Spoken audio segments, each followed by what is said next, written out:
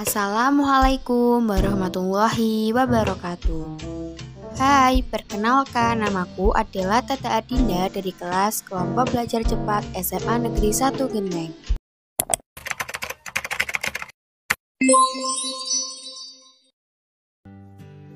Planet-planet di luar angkasa merupakan benda yang bergerak dalam orbit elips mengelilingi matahari.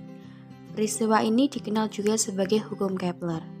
Hukum ini merupakan gagasan seorang astronom dari Jerman, yaitu Johannes Kepler pada tahun 1571 sampai tahun 1630.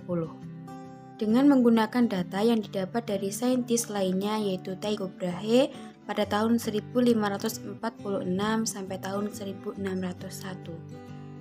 Sebelum ditemukannya hukum Kepler, manusia zaman dulu menganut pandangan geosentris. Pandangan geosentris yaitu bumi merupakan pusat tata surya, matahari, bulan, bintang, beserta planet-planet lainnya mengitari bumi, sedangkan bumi hanya diam.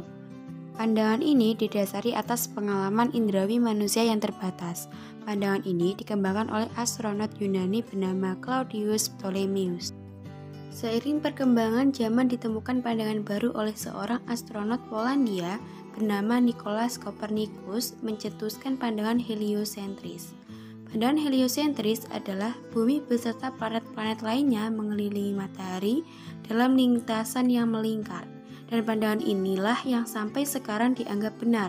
Tetapi pandangan ini masih menggunakan lingkaran sebagai bentuk lintasan gerak planet. Bunyi dari hukum 1 Kepler ialah lintasan orbit setiap planet ketika mengelilingi matahari berbentuk elips, di mana matahari terletak pada salah satu fokusnya. Model lintasan planet di atas menggambarkan bahwa lintasan berbentuk elips dan tidak harus berbentuk lingkaran. Terdapat dua titik fokus pada lintasan tersebut.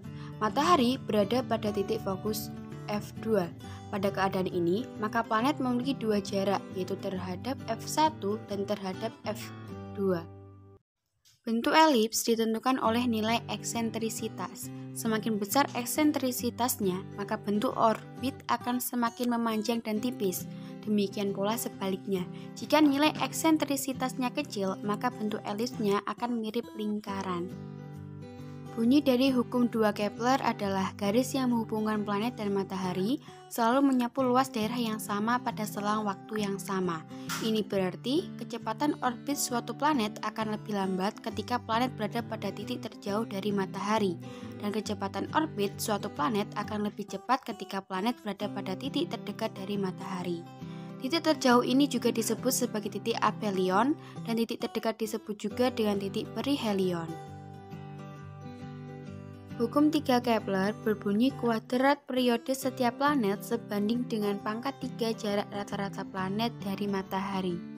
Hukum 3 Kepler dapat dirumuskan dengan T kuadrat per R pangkat 3 sama dengan K, sehingga T1 kuadrat per T2 kuadrat sama dengan R1 pangkat 3 per R2 pangkat 3.